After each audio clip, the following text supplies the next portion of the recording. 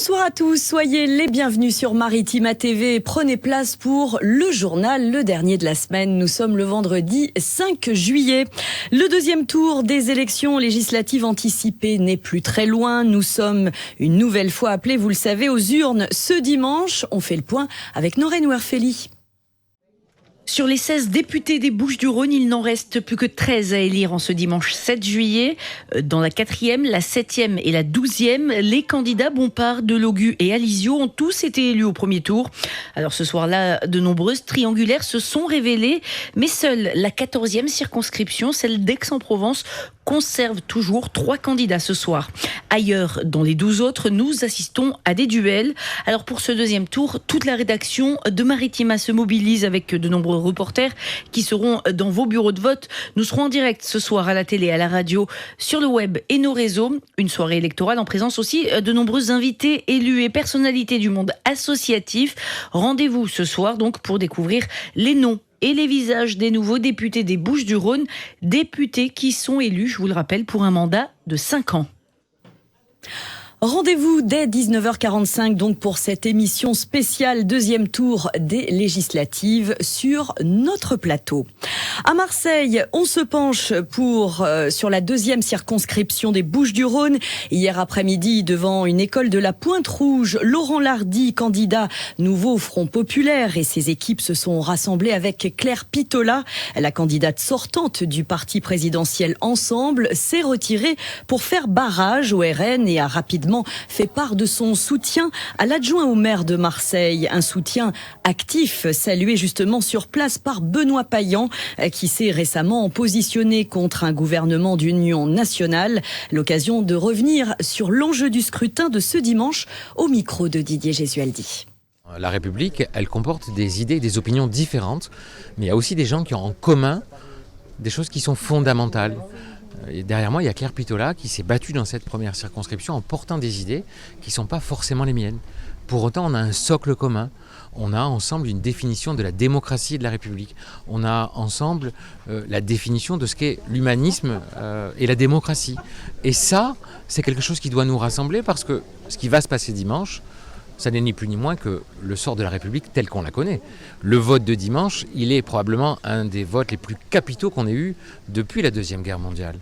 Il ne faut pas laisser une majorité absolue, même relative, aux candidats du Rassemblement national, qui sont des candidats qui bafouent les valeurs républicaines. Par contre, Laurent Lardy, lui, pourra porter Marseille à l'Assemblée nationale et je crois que c'est important. Législative toujours, 51 candidats suppléants ou militants ont été agressés physiquement durant la campagne. C'est le constat établi aujourd'hui par Gérald Darmanin. Le ministre de l'Intérieur a précisé, je cite, que plus d'une trentaine d'interpellations de profils extrêmement variés ont été effectuées par les forces de l'ordre. La campagne de ce second tour sera officiellement clôturée ce soir à minuit précisément. Sachez que le nombre de procurations a explosé. Le ministère de l'Intérieur évoque un total de 3 200 000 procurations établies pour ce second tour. Ça n'a jamais été aussi élevé pour un scrutin en France. Outre-Manche, on a également voté hier pour les législatives au Royaume-Uni. Et c'est un retour triomphal de la gauche au pouvoir. Le Parti travailliste détiendra donc la majorité absolue dans le futur Parlement britannique après 14 années d'opposition.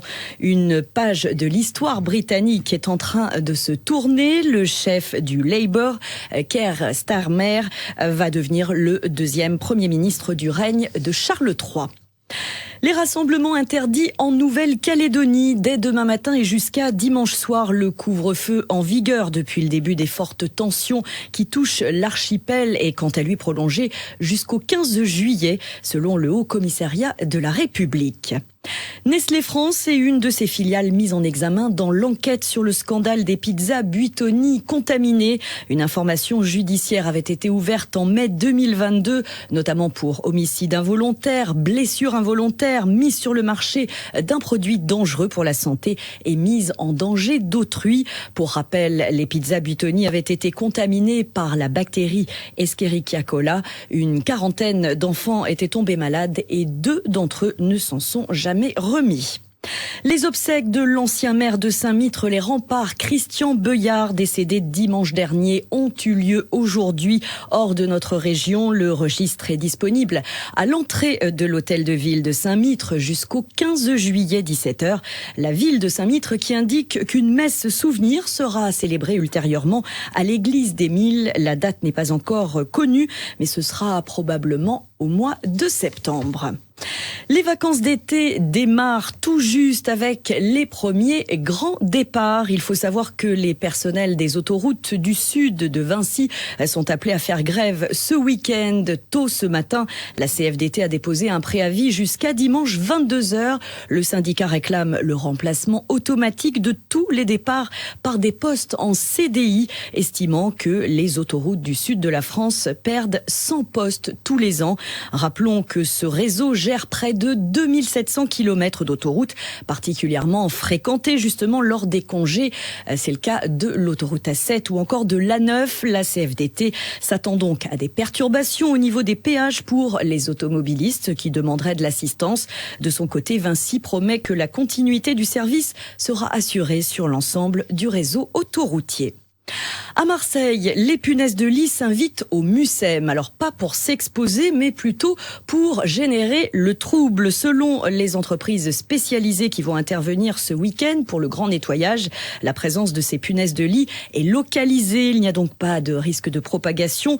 3 expos sont tout de même fermés jusqu'à mercredi prochain, le temps de la désinfection. Les autres espaces restent ouverts au public. 2 expos sont d'ailleurs accessibles gratuitement pendant cette période. Il s'agit de paradis naturistes ou encore des exploits des chefs-d'œuvre.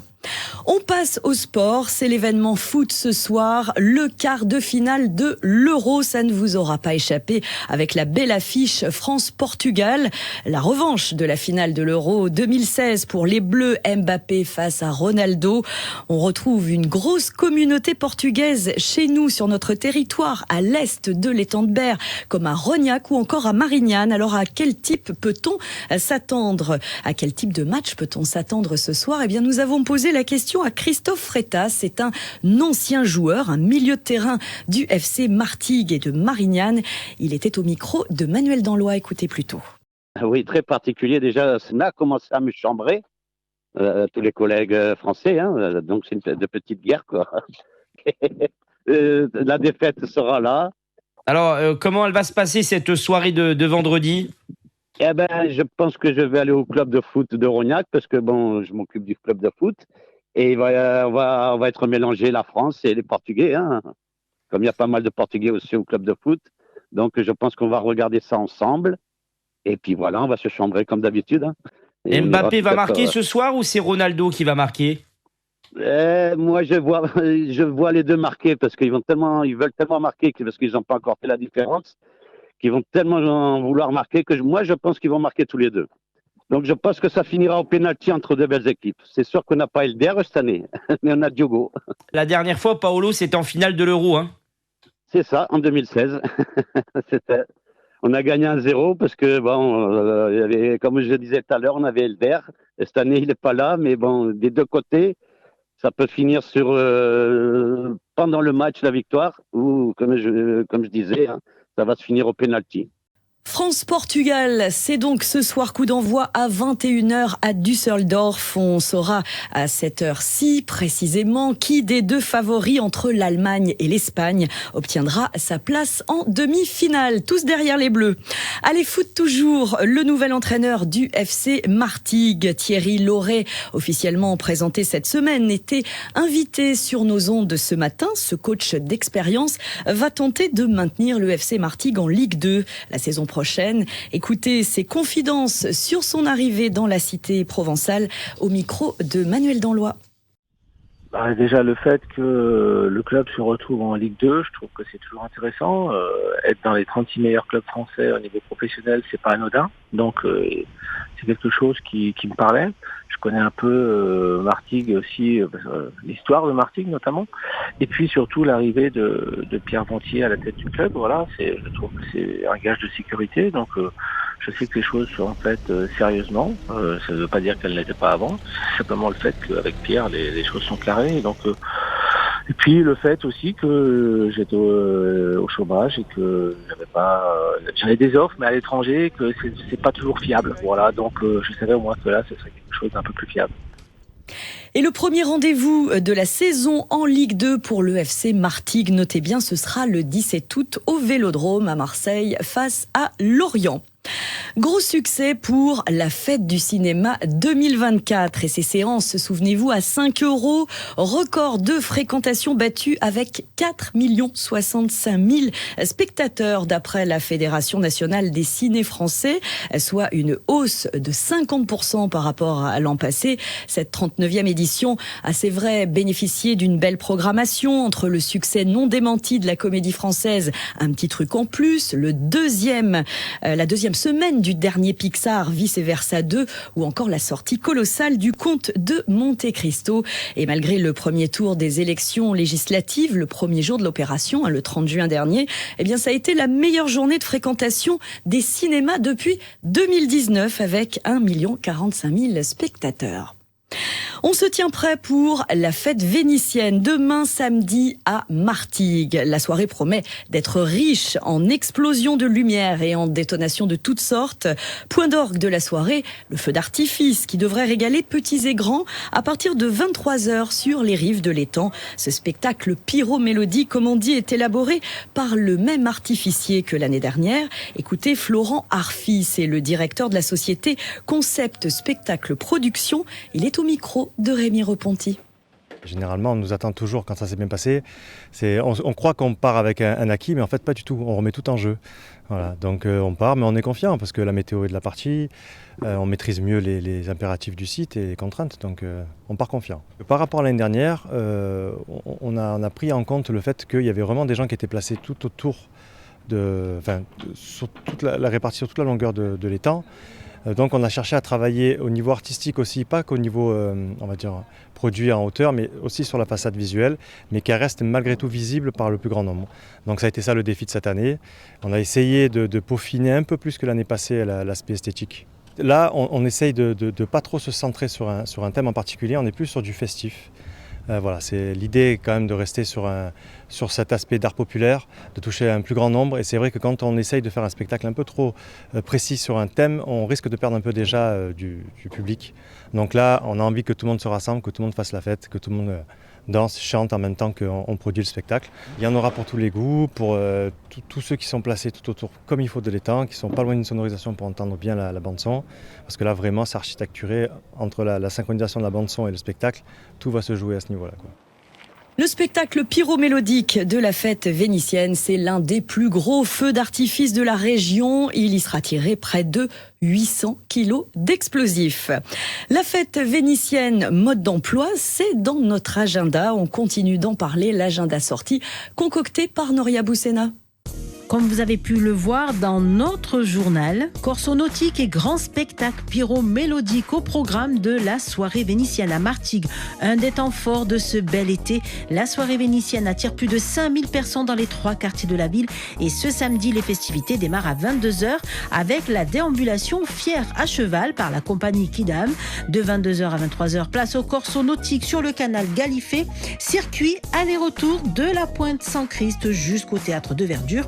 Le spectacle pyromélodique sera tiré dès 23h depuis l'étang de Berre et visible de la plage de Ferrières. Attention, les 3 quartiers du centre-ville seront fermés à la circulation de 20h à minuit. Soirée blanche et ambiance DJ à Saint-Mitre les Remparts pour la soirée d'ouverture des Estivales. Rendez-vous demain à 20h. La ville vous donne donc rendez-vous sur la plage de Massane avec la fameuse soirée blanche, code vestimentaire, tous en blanc, DJ et sax, restauration et food truck sur place ou possibilité d'apporter son pique-nique. Pensez à réserver votre table. Toutes les infos sont à retrouver sur le site de la ville de Saint-Mitre-les-Remparts. Ail, huile d'olive, basilic, légumes, le championnat du monde de soupe au pistou est de retour. Cette compétition culinaire qui attire chaque année beaucoup de passionnés de cuisine du monde entier à Miramas. C'est le rendez-vous incontournable avec ce championnat du monde de soupe au pistou qui est organisé sur la place Jourdan de 11h30 à minuit. À chaque chacun sa recette, secret familial, tour de main. La concurrence va être rude. La bande dessinée est à l'honneur à Saucé-les-Pins. Le festival BD 100 ans de Saucé se déroule tout ce week-end. Il marque le centenaire de la bande dessinée dans la région. Et pour l'occasion, une vingtaine d'auteurs seront présents à travers des rencontres, des dédicaces, des animations. Un événement qui promet d'être un moment phare pour les amateurs de BD. Alors rendez-vous à la Salle des Arts, exposition, conférences et pique-niques partagés avec les auteurs et les festivaliers au programme. C'est ce dimanche à midi. Et puis à 19h, retrouvez un grand concert Eldoradio and Guest au théâtre de Verdure de Saucé-les-Pins et c'est gratuit. Le festival des Nuits de Berre se poursuit jusqu'à samedi. Alors après le coup d'envoi ce jeudi du festival avec la folie des années 80, place ce soir à 22h au concert de George Jonathan. Et puis si vous cherchez le bonheur, ne manquez pas ce samedi le concert de Christophe Maé. Il sera la tête d'affiche de la soirée. Arthur Thomas, jeune compositeur et pop-rock français, il va assurer la première partie et tous les concerts sont gratuits. Rendez-vous au parc Henri Fabre pour profiter de ces soirées. Et bien sûr, on n'oublie pas les sardinades à Port-de-Bouc qui battent leur plein à Fos, les cabanes du port, l'escape game de l'Auture dont on vous a parlé dans nos journaux. Et puis ce barbecue géant ce soir sur la plage du Cavaou. Ambiance salsa latino au programme. Et c'est parti pour l'été marseillais. Alors, sur le Vieux-Port, une portion est piétonnisée de la Samaritaine jusqu'à la Capitainerie. Véhicule interdit donc à la circulation sur le quai de l'Hôtel de Ville jusqu'au 1er septembre. Ce lieu est effectivement dédié uniquement à la promenade. Les trottinettes sont tout de même acceptées, ainsi que les vélos, mais aussi les tuk-tuk, un mini-véhicule électrique très silencieux qui transporte les promeneurs d'un bout à l'autre du quai avec grand plaisir. Cassandre Amouroux a testé ça pour vous. Et c'est Sophie qui nous conduit. Elle nous raconte son quotidien au guidon du tuk-tuk. Et vous, tous les jours, c'est ça? Tous les jours, ouais. 9h-19h, on est là, en fait, pour faire nos petits allers-retours et embarquer les gens sur le parcours, quoi. Après, on essaye de le proposer largement. On ne se cantonne pas aux gens qui ont des problèmes de mobilité. Voilà, il faut que c'est un service qui est avant tout ouvert à tous. Et puis, c'est tellement agréable. C'est l'occasion d'une petite balade sur le port, sans voiture. Profiter de la vue, du soleil, de l'atmosphère marseillaise, c'est super, quoi. Même pour vous, j'ai envie de dire, c'est quand même, vous profitez d'une vue exceptionnelle et d'un cadre exceptionnel. C'est pas tous les jours que le quai du port, il est aussi apaisé. Ouais, c'est un job qui est super sympathique. On va à la rencontre de gens, on rencontre tout type de personnes. C'est assez sympa, ouais, franchement. Après quelques minutes de trajet, il est temps de descendre. De son côté, Sophie va à la rencontre de promeneurs qui semblent perdus. Alors là, écoutez, nous on veut prendre le petit train pour notre petit-fils et aller à Notre-Dame-de-la-Garde. À aucun endroit c'est indiqué où il y a l'arrêt pour le prendre. Donc là on nous dit que finalement c'est à l'autre bout. On vient de se frapper tout ça sous le soleil avec le petit. Donc le tuk-tuk nous amènera normalement à l'arrêt dédié. Voilà. Le tuk-tuk est un service entièrement gratuit sur le quai du port. Les véhicules peuvent transporter jusqu'à 6 personnes. Et dans le cadre de l'été marseillais, ce soir, un concert gratuit attend les fêtards. Demain, samedi, avec Kid Francescoli au programme. Crier le silence, c'est le leitmotiv de la Pride à Marseille. Demain, samedi, la marche des fiertés prendra son départ à 14h du parc Longchamp pour se diriger à l'Hôtel de Ville. Et puis, à partir de 22h jusqu'au petit matin, ce sera la grande soirée officielle. Et ça se passera à la friche La Belle de Mai. On reste à Marseille avec l'annonce musicale de la semaine. Après Beyoncé, Céline Dion ou encore Muse, l'Orange Vélodrome accueillera un artiste de renommée internationale. J'ai nommé Ed Sheeran, le chanteur britannique que vous entendez souvent sur Maritima, se produira à l'Orange Vélodrome le 6 juin 2025 sur une scène centrale pour nous offrir un spectacle à 360 degrés. C'est la première date française de l'artiste pour sa tournée Mathematics Tour. La billetterie ouvrira ses portes ce mercredi à 9h. Il va falloir être très rapide. C'est la fin de ce journal. Merci de l'avoir suivi. Bonnes vacances pour les uns, les plus chanceux. Bon week-end en tout cas pour les autres. Et puis, je le répète, allez les Bleus ce soir et tous aux urnes dimanche. Surtout, faites le bon choix. À la semaine prochaine.